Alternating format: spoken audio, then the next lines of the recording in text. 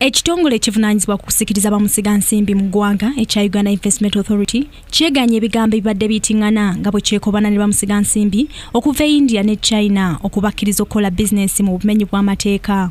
Okusinziira ku Dr. Frank Sebowa akulira Uganda Investment Authority okuyingiza bamusigansimbi bayitira mu mitendera era nga bamusigansimbi bano abeerimbika mu bulimi obwandikolebwa bannayuganda mu bukyamu beetaagibwa okulopa ku poliisi bakolebweko ng'amateeka bwe galagira.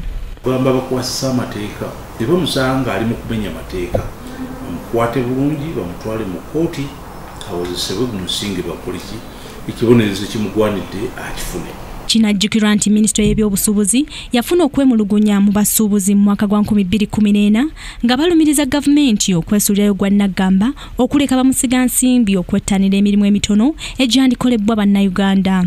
Wabula nga abasuubuzi tebaafuna kuddibwamu kwankalakalira. Kyo ekitongole ky'eby'obusuubuzi kitegeezezza ng'ebitundu 45 ku buli 100 eby'abamusigansimbi okuva e China ne India bwe batalina biwandiiko bibakkiriza kola era mu ggwanga baliwo mu bukyamu. Ripooti tugina era nga ripooti yaffe yetulaga nti omuwendo ogusinga obungi ogwa petty traders bano bayindi n'abachina bano baconstitutinga almost 54%, ebitundu 54 ku buli 100 byetwandiise by'abamusigansimbi betulina kuno mu Uganda.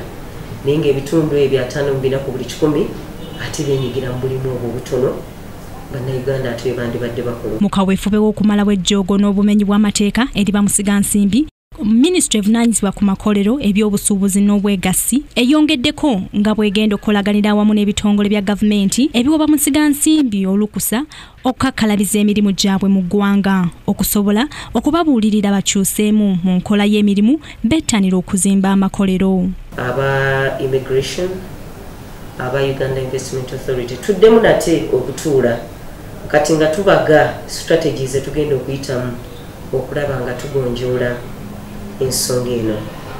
Kuba twakiraba nti bannaffe aba immigration be bakkiriza abantu okuyingira wano mu ggwanga, twagala tukitunuulire ekizibu kitandikira wa. Gye buvuddeko omukulembeze w'eggwanga yalagira Minisitule y'eby'obusuubuzi okwekenneenya emirimu egikolebwa bamusigansimbi okuva e India ne China okulaga gavumenti obulungi emirimu egikolebwa. Ku Kingdom TV amalindirire Nakalema Grace. This is Kingdom TV.